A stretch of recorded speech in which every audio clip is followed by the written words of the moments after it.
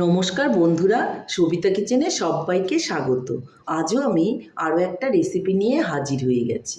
আজ আমি বানাবো কচুর শাক, ছোলা দিয়ে কচুর শাক। এই ছোলা দিয়ে কচুর শাকটা কিন্তু খেতে ভীষণই ভালো লাগে। আপনারা বাড়িতে না বানিয়ে থাকলে এইভাবে একবার ছোলা দিয়ে বাড়িতে বানিয়ে দেখুন, আপনাদেরও কিন্তু ভীষণই ভালো লাগবে। আপনারা বাড়িতে অনেক রকমভাবে কচুর শাক সবাই রান্না করে থাকেন, কিন্তু আমার রেসিপিটা ফলো করে একবার বাড়িতে রান্না করে দেখুন, আপনাদের কচুর শাকও কিন্তু ঠিক আমার মতনই এত সুন্দর হবে। তাহলে আর দেরি না করে ঝটপট দেখে ফেলুন আমি এই কচুর শাকটা কী করে বানালাম। কচুর শাক বানানোর জন্য কচুর শাক অবশ্যই নিয়ে নিতে হবে। দেখুন আমি কচুর শাক নিয়ে নিয়েছি। এই কচুর শাকগুলোকে এখন আমি ভালো করে ছুলে কেটে নেব।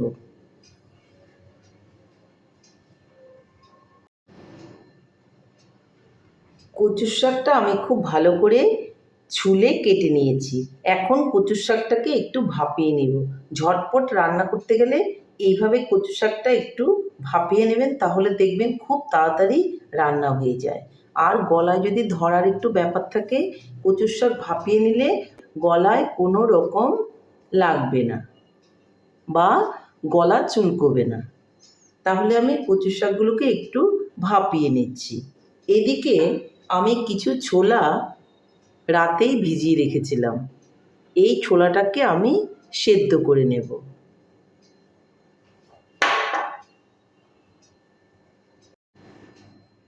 বন্ধুরা, কচুর শাকটা আমার সেদ্ধ করা হয়ে গেছে, আর এদিকে ছোলাটাও কিন্তু সেদ্ধ করা হয়ে গেছে। সঙ্গে কাঁচা পাকা লঙ্কা নিয়েছি, সেটা আমি কুচিয়ে দেব। তাহলে আমি এখন চলে যাচ্ছি উনানের দিকে। এদিকে আমি উনানে একটা কড়াই বসিয়ে দিয়েছি, আর কড়াইয়ে দিয়ে দেব তেল।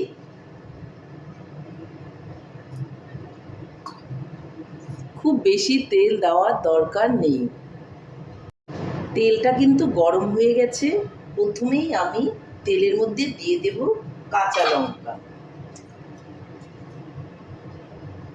কাঁচা লঙ্কাটা দিয়ে দেব লবণ। তারপর আমি এর মধ্যে দিয়ে দেব ছোলাগুলো সিদ্ধ করে রেখেছিলাম সেগুলো।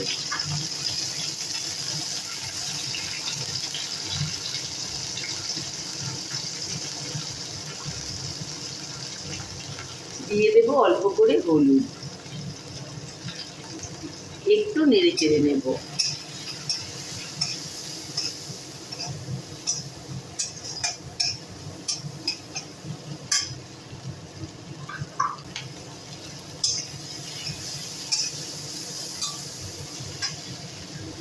একটু ভাজা ভাজা হয়ে গেলে এর মধ্যে আমি কচুর শাকগুলো দিয়ে দেব।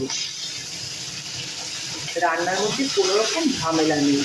এখন ভালো করে কচুর শাকটা কিন্তু ছোলা আর কাঁচা লঙ্কার সঙ্গে নেড়ে চেড়ে ভেজে সুন্দর করে রান্না করে নেব।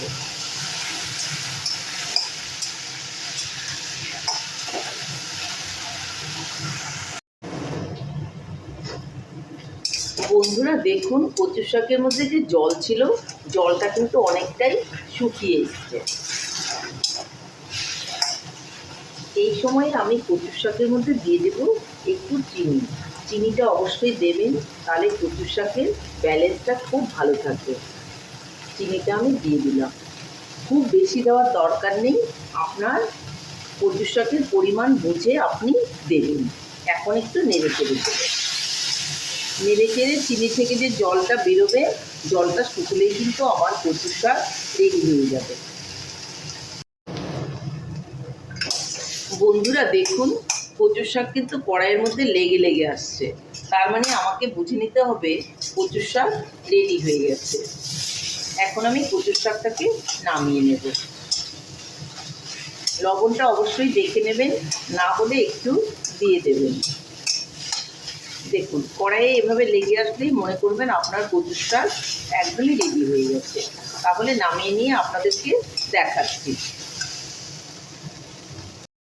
বন্ধুরা, আমার কচুর শাক কিন্তু ফাইনালি রেডি হয়ে গেছে। দেখুন কচুর শাকটা দেখতে কতটা সুন্দর হয়েছে। দেখতে যতটা সুন্দর হয়েছে খেতেও কিন্তু ততটাই সুন্দর হয়েছে। আপনারা আমার মতো এইভাবে কচু শাক বানান আর গরম ভাত ডালের সঙ্গে খান, দেখবেন আপনাদেরও কিন্তু ভীষণই ভালো লাগবে।